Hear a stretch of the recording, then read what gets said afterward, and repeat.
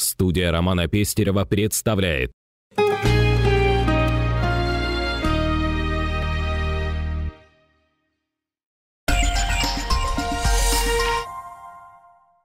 «19 мая во Дворце детского творчества города Якутска лидеры, активисты и вожатые единого детского движения «Стремление» под эгидой главы республики поздравили ветеранов пионерского детского движения со знаменательными датами: 95-летием со дня основания пионерской организации и 25-летием детского движения Республики Саха-Якутия.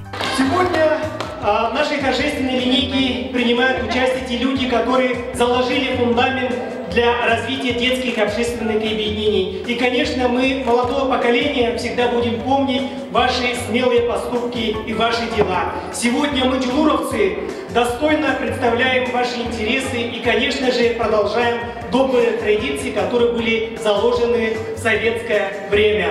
Сегодня мы стараемся развивать детское движение во всех уголках нашей республики. В этом, конечно, наше правительство, глава Республики Саха-Якутия поддерживает. В этот день во Дворце детства собрались вожатые разных лет, работавшие в школах города и районах республики. Как и много лет назад, среди старших поколений вожатых есть те, кто этой работе посвятил не один десяток лет. Среди них была Татьяна Ильина, заслуженный работник образования республики, инициатор и один из авторов закона республики о правах ребенка. Очень много чего проводили в свое время пионеры, и от них переняли и детское общественное объединение. Благодаря Егору Афанасьевичу Борисову в 2013 году было создано единое детское движение «Дюлур».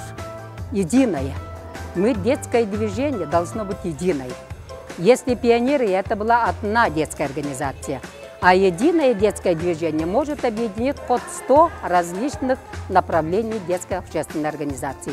Но есть одна политика. Главное – это патриотическое воспитание детей. Это наша цель. На торжественном мероприятии ветеранов поздравили активисты клуба единого детского движения «Стремление» Джулур Республики Саха-Якутия и городского детского движения «Юный горожанин». От имени Министерства по делам молодежи и семейной политики республики поздравил Алексей Щербаков и передал всем ветеранам пионерского движения приветственные адреса, цветы и памятные подарки. Также ветеранов поздравили пионерский отряд 5 класса школы номер 26, активисты школы номер 7 пилотной программы российского движения школьников, вожатые педагогического отряда «Дарс» ВФУ. Были спеты пионерские песни, исполнен гимн российского движения школьников, проведены игры и флешмобы, прочитаны душевные стихотворения. Торжественный вечер завершился фуршетом и общим фотографированием.